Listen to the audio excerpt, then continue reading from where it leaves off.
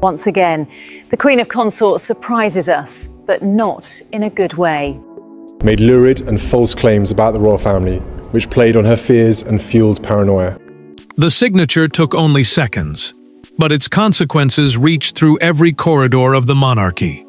Prince William placed his name beneath an emergency decree, closed the folder, and ended Queen Camilla's final independent crown roll. Hours later, Camilla received the decision behind closed doors. She read the first page, stopped halfway through the second, and broke down. This was not another adjustment to royal duties. It was the removal of the last authority she could still call her own. Before we go deeper into what this really means for the royal family, make sure to subscribe so you don't miss a single update. William had not signed a symbolic warning. The emergency decree, a formal order designed to take effect immediately during an urgent change of royal responsibility, removed Camilla from control of the Queen's ceremonial household and ended her right to independently represent the crown at state receptions and ceremonial appointments. Those duties mattered because they were the final responsibilities operating through her office.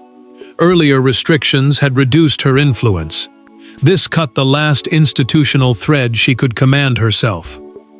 Camilla held the pages and searched for one thing: the king's resistance. An aide stood nearby as she reached William's signature and asked whether Charles had tried to stop the order. The aide hesitated. That pause hit harder. She looked down again, then read the clause transferring ceremonial coordination directly to William and Catherine. The Prince and Princess of Wales, the senior couple next in line to the throne, would now control the functions her household had managed. Charles entered after the aide left and found her struggling to steady her voice. The Queen Consort looked at him and asked, "Is there anything left?" He did not answer immediately. The king knew the decree left her title and marriage untouched, yet removed the last independent crown authority attached to her household. He also knew something she had begun to understand. Anonymous officials had not forced this through. William had personally insisted that the transfer take effect at once. Camilla's sadness turned sharper. She asked why the future king had moved with such speed, and Charles avoided her eyes for a moment too long. That silence exposed the deeper wound. Both knew this decree had a beginning. Several days earlier, behind another closed door, an argument had erupted over Catherine's ceremonial position, and William had walked away convinced that compromise was over. The signature had ended Camilla's last hold on the crown, but it had not explained why William was willing to go so far. To understand that, the people standing on opposite sides of the decree must be understood first. This was never simply William against Camilla. Between them stood a king, a marriage, a future reign, and decades of emotional history that no royal protocol could erase. William understood what removing the Queen's last function would mean to his father. Camilla understood what accepting the decree would say about her own place in the institution. And Charles understood something more painful still. Whichever side he protected, someone closest to him would believe he had chosen the other. William carried that pressure long before his signature touched the decree. He saw his position as something larger than personal preference. The Prince of Wales, the title traditionally held by the heir who stands closest to the throne, believed royal authority had to move in one clear direction as the monarchy prepared for its next chapter. Catherine was part of that future. Their household was already assuming heavier ceremonial duties, and allowing competing instructions to survive beside them risked creating confusion at the very moment continuity mattered most. Camilla saw the same structure through completely different eyes. Her remaining household authority was not just another duty on a royal schedule. To the Queen Consort, it was proof that years of suspicion, public hostility, and private resistance had finally ended, with a recognized place beside Charles. Losing that role would feel like losing the institutional acceptance she had spent years fighting to secure. The king understood that better than anyone, which was why his hesitation became so dangerous. William sat privately with Catherine before making the final decision. He admitted that signing the decree could wound his father in a way no public dispute ever could. She listened before answering with painful simplicity. Avoiding hurt could not become the same thing as avoiding responsibility. The future king knew exactly what she meant. He had already examined ceremonial instructions issued through Camilla's household, and several appeared to stretch beyond boundaries previously agreed between the royal offices. Charles sensed where events were heading, and spoke with Camilla before the decree reached her. She noticed his careful words immediately. The monarch tried to calm her, but the more cautious he became, the more certain she was that he knew what William intended. Her frustration hardened. She asked whether he had already discussed her role with his son. His pause gave her the answer before he spoke. The king had indeed asked William to delay permanent action. The prince refused, because one intervention had changed everything. It involved Catherine directly, and it happened during a royal rehearsal where Camilla challenged an agreed ceremonial arrangement in front of witnesses. What might once have been dismissed as tension between households suddenly became something far more serious. And once that rehearsal is reconstructed, William's decree begins to look less like a sudden attack, and more like the final consequence of a warning that Camilla chose not to heed. The breaking point came inside Windsor Castle during what should have been a routine rehearsal. Nothing about the gathering suggested history was about to change. Then Camilla interrupted the ceremonial order, challenged an instruction connected to Catherine, and demanded that her own household retain authority over the arrangement.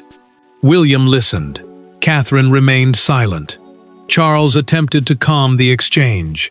But when Camilla repeated the instruction after being asked to withdraw it, something inside the room shifted permanently. Camilla had been reviewing preparations for an upcoming state reception when the disagreement surfaced. A state reception, a formal royal gathering used to welcome important foreign guests and represent the crown, depended on a carefully agreed order of responsibilities. That order had already assigned Catherine the task of receiving the visiting delegation alongside William. The arrangement mattered because it was part of a wider transition, gradually placing more ceremonial responsibility in the hands of the Prince and Princess of Wales, as the monarchy prepared for the future. Catherine felt the tension before anyone openly named it. The Queen Consort told officials that her own household would continue controlling the reception order, and instructed them to revise the approved arrangement. The princess did not challenge her in front of staff. She simply asked whether the change had been agreed with William, received no clear answer, and stepped away from the discussion.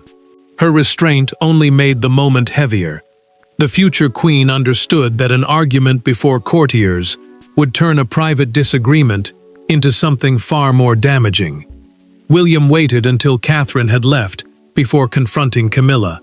The prince told her that overturning an agreed instruction in front of palace staff could no longer be treated as a misunderstanding. She answered that the authority remained within her existing crown role and insisted that she had every right to intervene. He warned her that the issue was no longer who stood where at one reception. It was whether two royal households could issue competing commands and expect the institution to function normally. Charles stepped between them verbally before the exchange hardened further.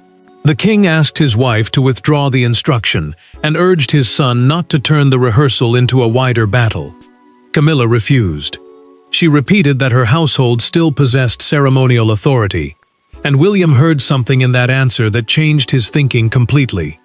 As long as the office existed in its current form, the same conflict could happen again. William acted that evening. He requested the legal and household papers defining exactly where Camilla's authority began, where it ended, and who possessed the power to alter it. What returned to him was more serious than he expected. The papers showed him a mechanism capable of ending the dispute permanently. Days later, William entered his confrontation with Camilla, knowing exactly what he could remove, while she entered believing Charles would never allow him to use that power. William did not send an aide. Camilla did not receive him with ceremony. They met privately, with the dispute already stripped of polite language, and within minutes the argument became intensely personal. The prince told her that the ceremonial boundaries had been crossed too many times.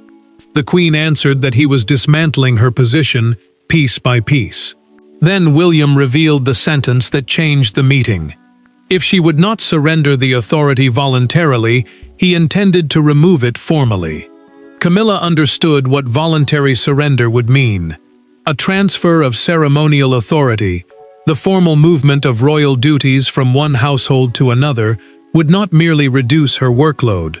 It would suggest that her office had stepped beyond limits already agreed inside the palace. She refused almost immediately. The queen consort told William that giving up the role willingly would turn disagreement into confession, and she would not accept that version of events simply to make the transition easier for him. William did not retreat. He told her the issue had become larger than one rehearsal, one reception, or one instruction involving Catherine. The future king said competing chains of authority could not continue inside the monarchy. Camilla's anger sharpened. She accused him of treating her as temporary, as though years beside Charles had never truly earned her a secure place. He answered that the dispute was about power, not affection, acceptance, or personal history. That distinction did nothing to soften the blow. Camilla invoked Charles directly. She insisted the king would never permit his wife to be publicly diminished in this way. William paused, then told her his father had already seen the proposed transfer. The monarch had not demanded that it disappear. He had asked only that the language be softened, so the decision would not read like punishment. For the queen, that revelation landed harder than the threat itself. Charles knew. Charles had objected, but Charles had not stopped it. Camilla pushed her chair back and told William that stripping away the role would be understood as stripping her from the monarchy's future. The prince answered with brutal calm. The future could not be governed by fear of appearances, especially when those appearances protected confusion behind palace doors. She stared at him, no longer arguing about ceremony. Now she was fighting for what the role represented. William still needed one final foundation before he could act. The authority he intended to use did not come from anger alone. It came from an older arrangement buried inside the monarchy's own structure. The confrontation explained the emotion behind the decree, but the machinery that made William's decision possible would reveal why even Charles could not simply make it disappear. Behind the anger lay something far more dangerous than family tension: structure. Royal power is rarely exercised through one dramatic command. It moves through delegated authority, household arrangements, sovereign approval, precedent, and carefully defined responsibilities. William had spent days studying exactly where those lines met. Then one senior official placed the relevant briefing before him. The conclusion was stark. Camilla's ceremonial authority existed because it had been delegated, and under the emergency transition arrangement now in force, that delegation could be withdrawn. William understood the weight of what he had found. The emergency transition arrangement, a temporary system for shifting selected royal responsibilities when the monarch reduces his workload, had already given him expanded coordinating power across designated crown functions. That mattered because Charles himself had approved the structure to prevent confusion between senior households. Camilla's final ceremonial role was therefore not untouchable. It was delegated authority, and delegated authority could be reassigned if competing instructions threatened the smooth running of the monarchy. Charles read the final legal summary alone. The king reached the clause defining William's powers, closed the file, and remained silent for several moments. He knew exactly why the wording hurt. Stopping his son would mean challenging the same transition system he had previously accepted as necessary. It would also mean defending a structure that had already produced a direct clash between Camilla and Catherine. The monarch could protect his wife emotionally, but protecting every function attached to her office was becoming something else entirely. William joined him later, and the tension between father and son was quieter than anger, but far heavier. Charles asked whether another route remained. The prince answered that there had been other routes: warnings, negotiated boundaries, voluntary transfers. But each had disappeared when earlier agreements were challenged. He did not speak with triumph. He spoke like someone who believed delay had become more dangerous than action. The king then reached the most painful detail. One clause allowed William to transfer Camilla's ceremonial responsibilities immediately, without touching her title, marriage, or personal place beside Charles. The move was narrow enough to survive internal resistance, but symbolically devastating. She would remain queen consort, yet the office that had given her independent ceremonial control would lose that power permanently. Charles made one final request. He asked his son not to present the decision publicly as punishment. William agreed, but refused to remove the clause preventing Camilla's household from quietly reclaiming those functions later. That refusal told the king the decision was no longer temporary. The legal path was settled. Charles would not tear apart the transition structure to stop it. Only one act remained. Once William's pen touched the page, palace theory would become personal reality, and Camilla would be the first person forced to live inside it. The decree was delivered without spectacle. That almost made it worse. There was no public confrontation, no ceremonial announcement, no dramatic council chamber. Camilla sat with the pages in front of her and saw familiar responsibilities reduced to a list of transfers. Staff reporting lines changed. Ceremonial approvals moved elsewhere. Her remaining authority vanished paragraph by paragraph. Then she reached William's signature. The Queen lowered the document, tried to speak, and found that the composure she had protected for years was suddenly gone. Camilla forced herself to keep reading. The decree took effect immediately, meaning there would be no grace period and no chance to quietly negotiate the terms afterward. Catherine's office would receive specified ceremonial responsibilities, while William would assume final coordination over designated crown appearances, official engagements where a senior royal acts directly on behalf of the monarchy. The change mattered because it transformed the balance of power overnight. The queen consort would keep her title and remain beside Charles, but the household machinery that had given her independent authority was finished. Camilla looked toward the staff members still standing nearby and told them to leave. One trusted aide hesitated, clearly sensing how badly the words had landed, but she repeated the instruction. The door closed. Only then did the restraint collapse. For years, she had survived criticism by refusing to show how deeply it reached her. Now there was no public audience to impress, and no palace discipline left to protect. The decree had taken something she believed proved she finally belonged. Charles entered later and immediately understood that anger had become something heavier. The king found his wife still beside the document, and she did not waste time pretending she was calm. Camilla told him she could have endured William's criticism. What she could not accept was that her husband had known the final removal was coming and had failed to stop it. The monarch listened without interrupting because he knew the accusation was not entirely wrong. Charles finally told her what had happened. He had challenged his son over the severity of the decision and had warned that stripping away the final role would feel deliberately humiliating. But the future king had argued that restoring the old arrangement would simply recreate the same conflict within weeks. The king had looked at the pattern, remembered the Windsor confrontation, and accepted the conclusion he least wanted to accept. Camilla then learned how permanent the change already was. Several members of her household would now report through a reorganized structure tied to William and Catherine. This was not symbolism. The decree was already operating. Her anger remained, but another thought now cut deeper. Perhaps Charles had not abandoned her. Perhaps he had finally accepted that William was right, and that possibility would lead husband and wife into the most painful conversation of the entire crisis, with no aides, lawyers, or royal language left to hide behind. When Charles returned, Camilla had stopped crying. The anger was still there, but it had changed. No officials remained. No briefing papers were being discussed. No one was left to translate the language of duty into something less painful. Husband and wife faced each other without the institution between them. Camilla asked whether he believed William had been right. Charles did not answer immediately.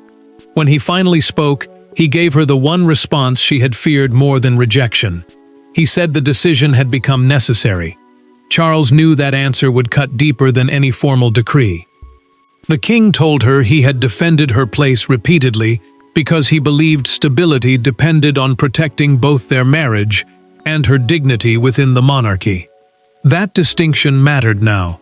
Institutional responsibility, the duty to protect the functioning of the crown even when personal relationships suffer, could not always follow private loyalty. He told Camilla that loving her did not mean preserving every piece of authority attached to her household, when those powers were pulling the family toward open conflict. Camilla asked the question she had been carrying since Windsor. Did he believe she had embarrassed him? The Queen Consort expected criticism, but his answer was quieter. Charles said embarrassment had never been the real fear. What frightened him was watching two senior royal households begin issuing competing instructions, with Catherine caught between them and William becoming less willing to compromise. The monarch had seen tension before. This felt different. It threatened the future structure they were supposed to protect together. Charles then admitted his own failure. He should have intervened earlier, before repeated compromises hardened into expectations, and before his son believed only formal removal could stop the clashes. Camilla listened without interrupting. At last, she acknowledged something painful herself. Each time the king had protected her position, she had begun to treat compromise as permanent protection. She had mistaken survival for certainty. The king then revealed, through the documented account of his private discussion with William, that the prince had resisted calls for a broader restructuring. He could have pushed further. Instead, he had deliberately protected Camilla's title, her marriage, and her public place beside Charles. The decree attacked authority, not identity. For the Queen, that distinction did not erase the pain, but it changed the meaning of what had happened. Camilla finally made her decision. She would not fight the decree.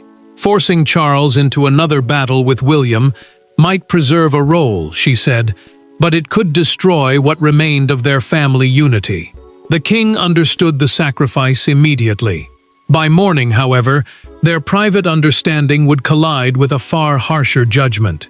Outside the palace gates, headlines were already turning the decree into something much bigger.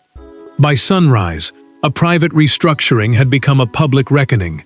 Broadcasters led with William's decree. Commentators argued over whether it represented humiliation, succession planning, or the clearest transfer of royal influence in years. But one moment captured the public mood more powerfully than any panel discussion.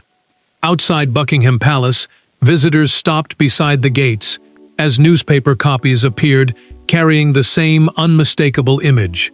William, above a giant headline declaring that Camilla's final independent crown role had ended.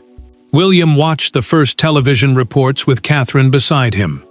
The palace statement confirmed that ceremonial responsibilities had been consolidated under their offices as part of a streamlined future structure.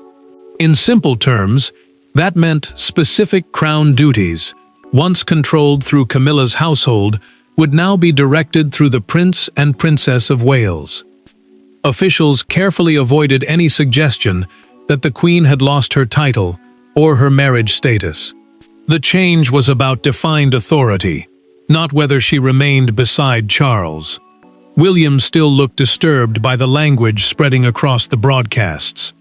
One commentator described the decree as a personal defeat for Camilla. Another framed it as revenge dressed in royal procedure. The prince told Catherine that this was exactly what he had feared. She reminded him that refusing to act would also have carried consequences, because the Windsor clash had already shown what happened when two households believed they controlled the same ceremonial ground. The future king knew she was right, but that did not make the headlines easier to hear. Camilla faced the coverage differently. She sat with Charles as one newspaper described the decision as the end of her independent power inside the monarchy.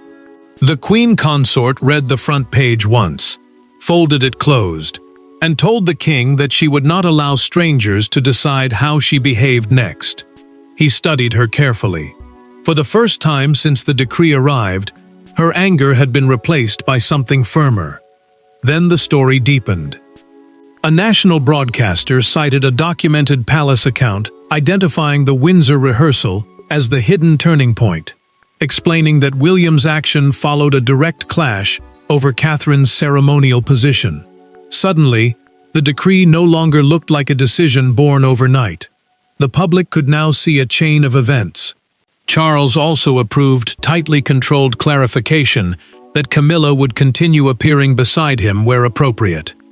That mattered, because the monarchy was drawing a hard line between personal royal status and institutional authority. She remained his wife, she remained queen, but the final independent crown function was gone. Camilla now faced one last choice. She could show resistance through silence, absence, or symbolic defiance. Or she could accept the new order in public. Her next appearance would become more than a royal engagement. It would become her answer to William, Charles, Catherine, and everyone watching. Camilla's answer came without another argument. At her next appearance beside Charles, she carried out the engagement without attempting to reclaim the ceremonial authority William had removed. Catherine fulfilled the responsibility transferred to her. William did not celebrate. Charles did not pretend nothing had happened. And beneath the controlled surface, every person involved understood the same truth. One era of royal power had ended. What mattered now was whether its ending would become a permanent family wound or the boundary that finally stopped one. Camilla entered the new arrangement knowing exactly what had changed. The division of responsibility, the formal separation of royal duties between senior households, now placed the transferred ceremonial functions under William and Catherine, while she continued supporting Charles, without independent control over those designated crown duties. That mattered because palace staff finally had one settled chain of command. The uncertainty that had fueled the Windsor clash was gone. No competing instructions could emerge from separate households and leave officials wondering which order carried greater weight. Camilla encountered Catherine before the engagement and chose not to avoid the moment. The Queen consort told her quietly that there would be no challenge to the new arrangement. The Princess of Wales did not answer with triumph. She understood what the surrender had cost. Instead, she acknowledged the decision with restraint, allowing the exchange to end without humiliation.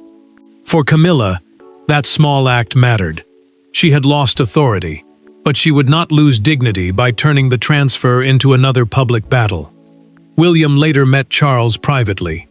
The prince admitted that signing the decree had hurt his father more deeply than he wanted. Yet he also acknowledged that allowing the struggle to continue would eventually have wounded everyone: the marriage he wanted to protect, the son preparing for the throne, and the institution both men believed they were defending. For once, father and son were no longer arguing over what should happen next. The decision had already been made, and both accepted its cost. Camilla's breakdown now carried a different meaning. She had not collapsed simply because one duty disappeared. She had confronted the painful difference between royal acceptance and royal authority. The Queen remained beside Charles. She remained part of the family. But the separate path of power she had fought to preserve no longer existed. William's decree therefore became more than a punishment or victory. It secured Catherine's ceremonial position, clarified the future king's authority, allowed Charles to preserve his marriage without overturning his son, and gave Camilla one final choice. She chose dignity, instead of another institutional war.